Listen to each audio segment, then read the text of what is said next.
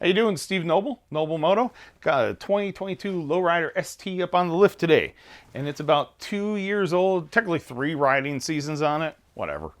So anyways, they say after 2 seasons, you should flush your brake fluid. I have Amsoil Dominator Synthetic Racing Brake Fluid. It's brake fluid. It's DOT 4, it's the one that it takes. It's synthetic, so it should last a very long time, because Amsoil is the OGs in the synthetic industry. Also, did you know Amsoil is a lot more affordable than you might think it is? Go to their website and check it out. But I digress. So what we're going to do today is we're going to flush the front and rear brake fluid on this thing.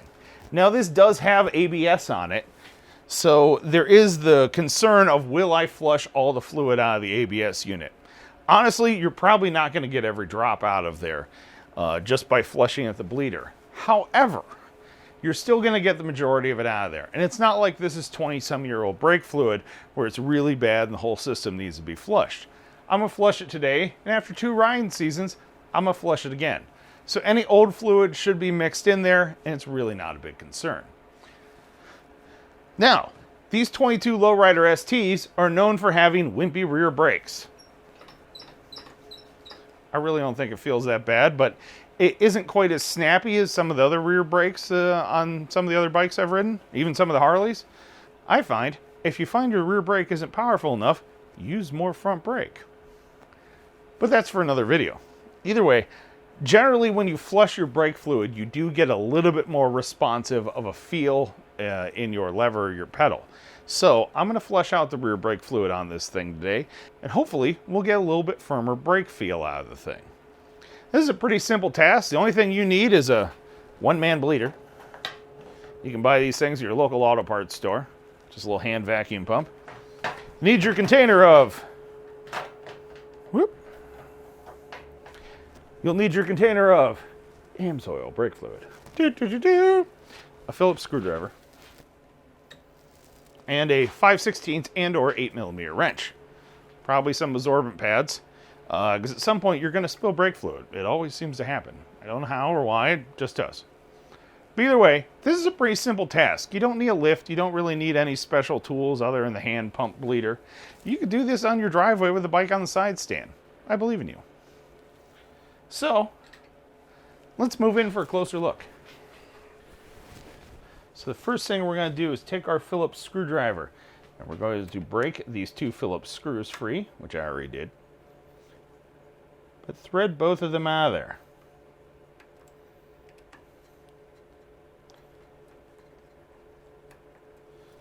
And before you remove the cap, make sure you have a clean location to put them. So I'm going to take some fancy dollar store shop towels, put them down there, and take the cap off, set it down there.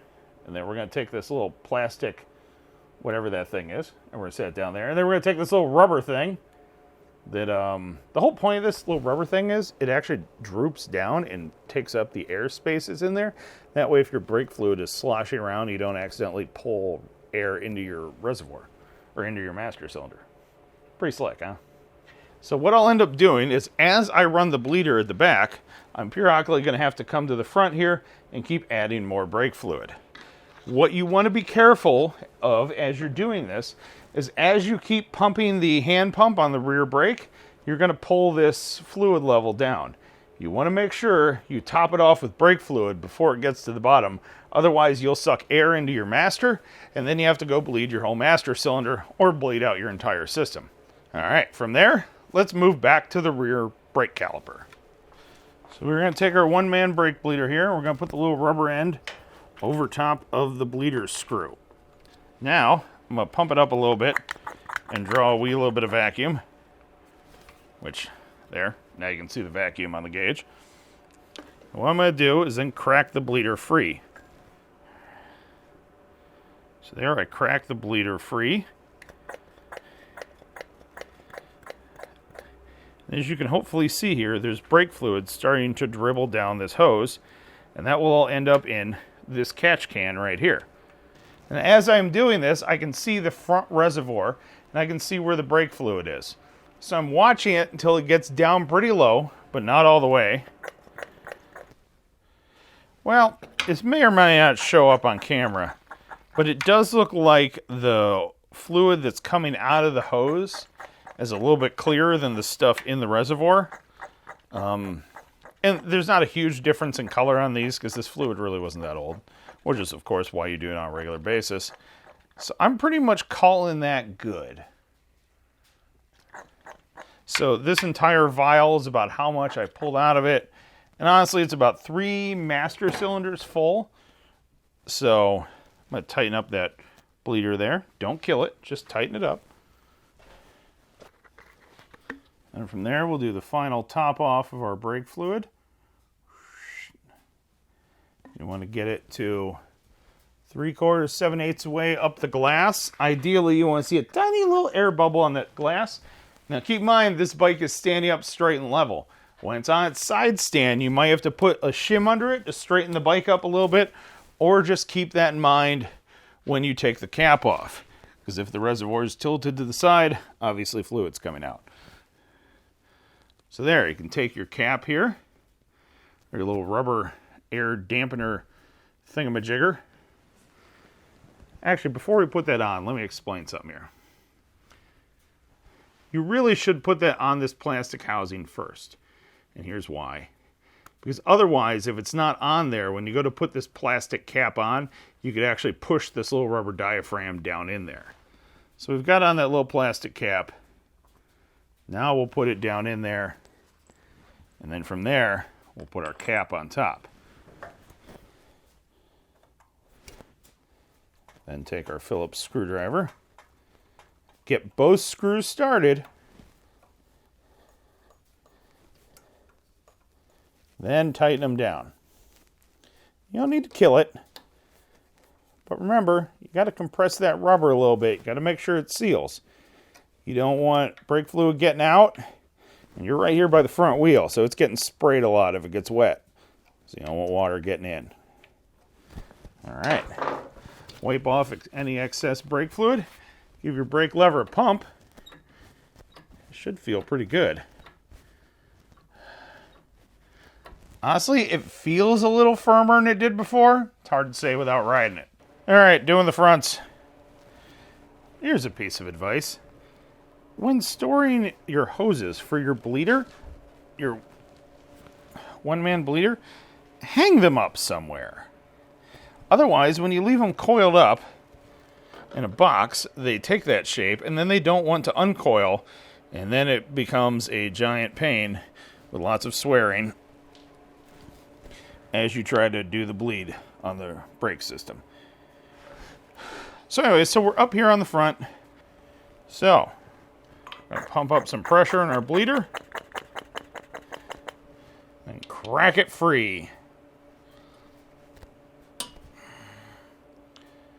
And whoosh, there goes the fluid.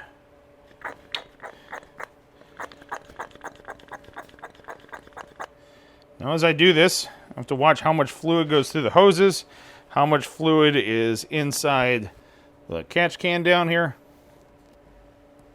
and be mindful of how much fluid is in the brake reservoir.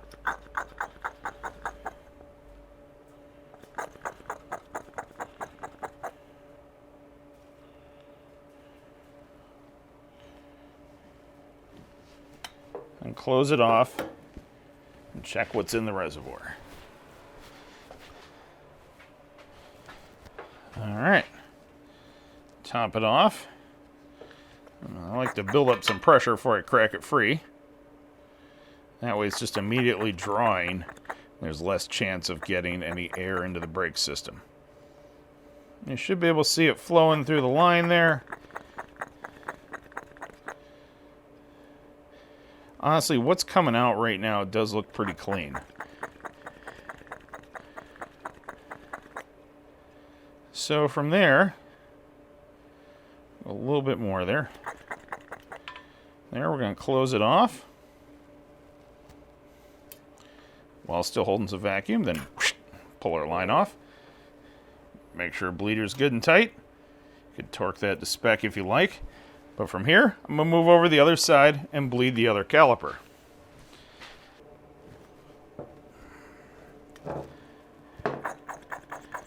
On this side, draw up a little bit of vacuum. And of course, crack the bleeder open. You should see fluid floating out of here.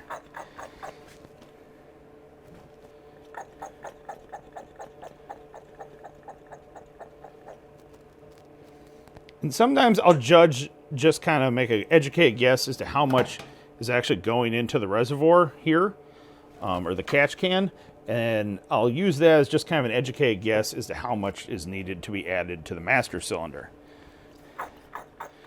So at least on this catch can, if it goes up about a ½ inch or so in that catch can, I'm going to go add some of the reservoir, and that seems to be about a half of reservoir in this thing's case.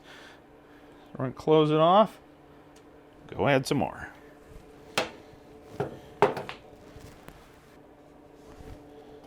You may or may not be able to see here, but you can see there's kind of like a color differential going on here, which tells me I've got new fluid mixed in with old fluid, which means the system is pretty much flushed out.